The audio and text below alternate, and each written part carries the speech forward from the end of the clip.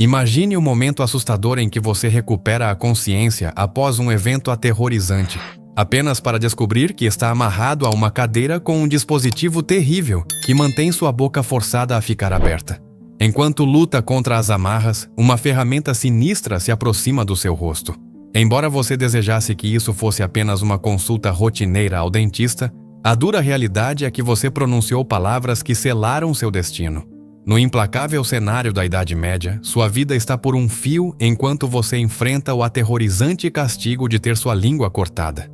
Nesta exploração, aprofundaremos nos castigos mais horríveis daquela época, baseando-nos em relatos históricos e na escala da dor científica para iluminar o sofrimento que os condenados suportaram.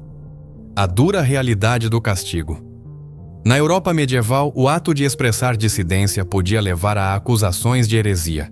Se você ousasse afirmar que a chuva não era uma resposta divina ou que matar em nome de Deus era moralmente questionável, poderia ser marcado como herege. As consequências eram severas. A prisão e uma sentença terrível o aguardavam. Um dos castigos mais temidos era o terror da língua. Os carrascos usavam uma ferramenta especializada que se assemelhava a uma tesoura, projetada para segurar a língua da vítima entre suas lâminas. À medida que os torturadores apertavam os cabos, a dor agonizante aumentava. Frequentemente, as lâminas eram aquecidas para cauterizar a ferida, uma necessidade sombria em uma época desprovida de práticas cirúrgicas modernas. O sofrimento imediato era agravado pelo risco de infecção e pela possibilidade de morte por perda de sangue. No entanto, este método de castigo recebia apenas 39 de 140 pontos na escala da dor.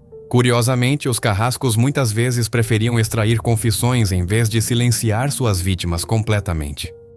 Os horrores do Anat-Tushi fora da Europa. Encontramos a anatomia da tortura no Japão do século XVII. Sob o governo opressor do último shogunato, o cristianismo enfrentou severa perseguição. Aqueles que se recusavam a renunciar à sua fé eram submetidos à tortura excruciante conhecida como Anat-Tushi, que se traduz como pendurado. As vítimas eram envolvidas em palha ou tecido e penduradas de cabeça para baixo sobre um poço cheio de excrementos. Os carrascos infligiam pequenos cortes perto das têmplas para evitar que a vítima perdesse a consciência, garantindo assim uma experiência prolongada de agonias. Apesar do tormento, muitos cristãos mantiveram-se firmes, com quase 2.000 mártires escolhendo a morte em vez de renunciar à sua fé. Embora o Anat-Tushi obtivesse 48 pontos na escala da dor, acabou sendo eficaz em reduzir a presença cristã no Japão, deixando apenas cerca de 1,5% da população identificando-se como cristã hoje. O choke pear, uma ferramenta de terror. Algumas formas de tortura medieval desafiam a compreensão, e uma das mais notórias é o choke pears, também conhecido como o par de angústia. Este dispositivo metálico, composto por vários segmentos, podia ser amplamente aberto ao girar um parafuso. Seu design era assustadoramente versátil, permitindo aos carrascos inseri-lo em vários orifícios corporais. Embora se acreditasse que fosse usado como mordaça, sua principal função na tortura era horrível. As bordas dos segmentos eram afiadas e aquecidas antes da inserção, infligindo uma dor semelhante à experimentada durante o parto, recebendo 67 pontos na escala da dor. Embora haja poucas evidências históricas de seu uso real na tortura, o medo que inspirava é inegável. Frequentemente associado a castigos por suposta homossexualidade ou feitiçaria, o choke pear reflete a crueldade arbitrária da época. A aranha de ferro, um legado horrendo. Igualmente atroz era a aranha de ferro, ou Reaper de seios, um dispositivo projetado para punir mulheres acusadas de adultério, aborto ou fofoca. Este instrumento, aquecido e fixado contra uma parede, possuía picos afiados que eram impiedosamente cravados nos seios de uma mulher. A brutalidade dessa tortura não pode ser subestimada. A aranha de ferro servia como um lembrete assustador da misoginia da época, onde as mulheres frequentemente eram bode expiatório e submetidas a um sofrimento inimaginável pelas menores transgressões. Se você chegou até aqui, encorajo você a dar curtir e se inscrever no canal para continuar desfrutando de conteúdo fascinante como este. Seu apoio é muito importante para nós. Durante a Idade Média, muitas formas de castigo eram brutais e dilacerantes. Um dos métodos mais horríveis foi a mutilação, usada como forma de punição em diferentes contextos. Embora seja duvidoso que os seios das pessoas fossem sistematicamente cortados como punição, há registros de que os antigos romanos submeteram mártires cristãos como Águeda da Sicília e Santa Bárbara a esse tipo de tortura antes de executá-los. Esta forma de tortura é avaliada com 73 pontos na escala da dor. No entanto, os homens também sofriam de maneira igualmente cruel, pois seus genitais eram alvo dos carrascos, que criaram as tesouras de crocodilo. As tesouras de crocodilo, este dispositivo, em vez de possuir lâminas normais, contava com um mecanismo de trituração cujas bordas eram dentadas. Basta dizer que esta ferramenta era usada como punição apenas para os crimes mais atrozes, como a tentativa de assassinato de um monarca, e exclusivamente contra homens. As tesouras eram aquecidas e aplicadas aos genitais masculinos, dilacerando-os. A maioria dos homens certamente não concordaria que este tipo de tortura tivesse apenas 100 pontos na escala da dor, pois deve ter sido uma experiência insuportável. No entanto, os carrascos muitas vezes se concentravam em outras partes do corpo, e uma das ferramentas mais usadas durante a Idade Média, especialmente durante a Inquisição, foi o partidor de joelhos.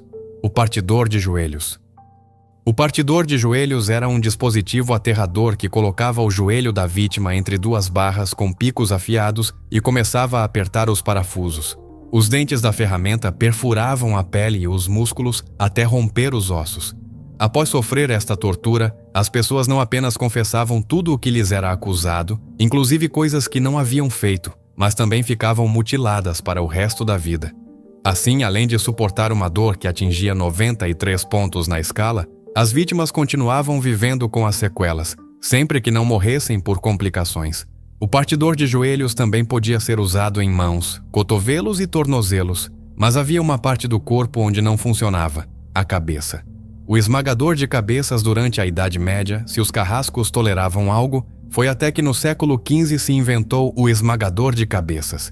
Este dispositivo era usado tanto para intimidação quanto para interrogatório e pena capital. Às vezes, colocar a cabeça de um prisioneiro no mecanismo era suficiente para que começasse a falar, pois já sabia o que o aguardava.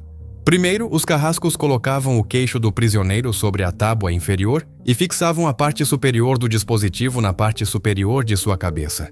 Depois, começavam a apertar o parafuso lentamente. A cada rotação, o crânio era submetido a uma pressão cada vez maior, fazendo com que os dentes fossem os primeiros a ceder, seguidos pela mandíbula até que os ossos do crânio começavam a se quebrar e os olhos explodissem.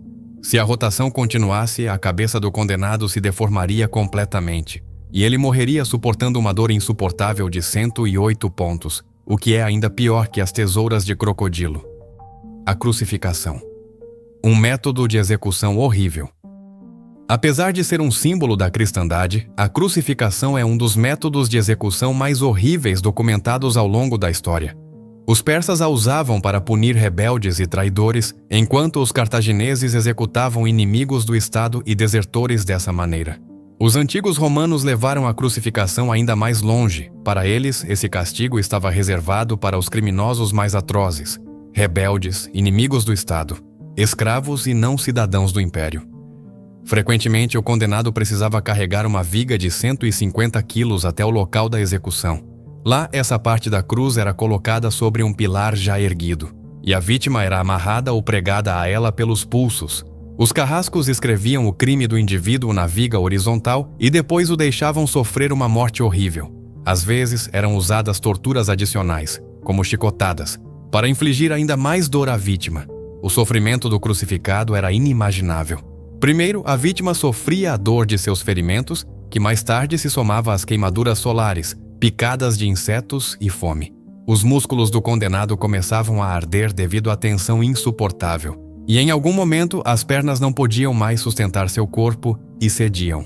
O peso era transferido para os braços, mas as articulações não eram fortes o suficiente para mantê-lo por muito tempo, e eventualmente toda a carga recaía sobre o peito.